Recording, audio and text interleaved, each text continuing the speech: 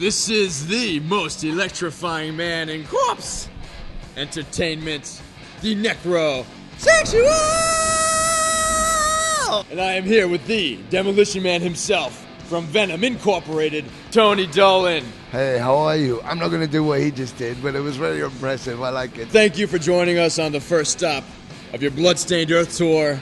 I can't think of a place more hellacious to kick off a world tour than Philadelphia on Labor Day weekend. That's absolutely. Well, I mean, what a way to start. What a way to start. You know, it's the first show of the new album. We get to do it, first of all, we get to do it in the USA, and we get to do it in Philadelphia. So, I mean, it doesn't get better than that. What is the origin of the Demolition Man? In the old days, when we used to play around in the early 80s, late 70s, you know, every band you went to see, everybody did like a solo, like there'd be a drum solo and then a guitar solo, and so everybody did that. And, you know, my original band, Atomcraft, which ran parallel to Venom initially, you know, that's what we did. And we were playing a club, much bit like this one, and there was some guys standing over to the side and they were talking a lot.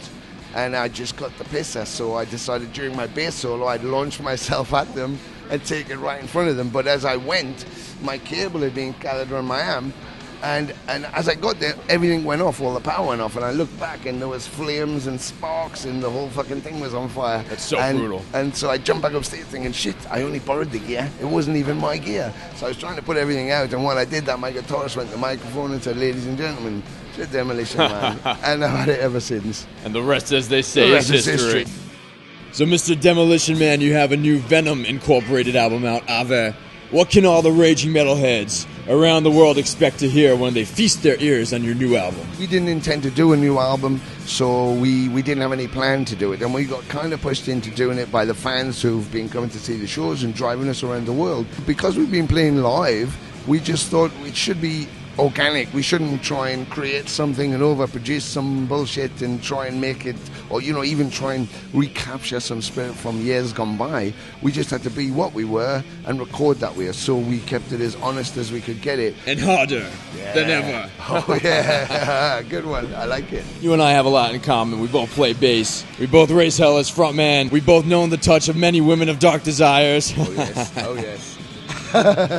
So who are your bass heroes or guitar heroes that you grew up listening to? LEMMY, of course, was my reason for starting. I saw in 1978, I walked into a club where I wasn't expecting to hear anything, and I heard, the lights went out and I heard this sound, and I thought it was a fucking truck coming through the wall. And I thought, what the fucking hell is that? And then it lit up and it was his bass sound.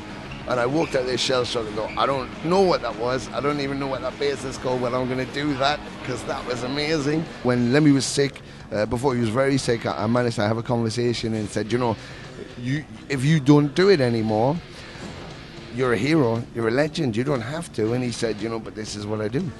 And I said, okay, well, have you got any advice? And he said, just be true to who you are and be good to your fans. And that's it. And I thought, yeah, that's it. So how can I be true to who I am? This is who I am. This is what I do. That's how I'm going to die. The same way he did, doing it like that. And you mentioned LEMMY playing until he died, so It sounds like you're going to be in the game for a long time. I think I died. I think I died last year. So unfortunately, I'm still here. You're buried alive. That's what happens. Being Luciferian, you know, and a zombie, that helps. That helps. Yeah, definitely buried alive. Thank you, sir, for going awesome one-on-one with the Grim One. Brilliant. This is the Necrosexual here with Tony Dolan from Venom Incorporated.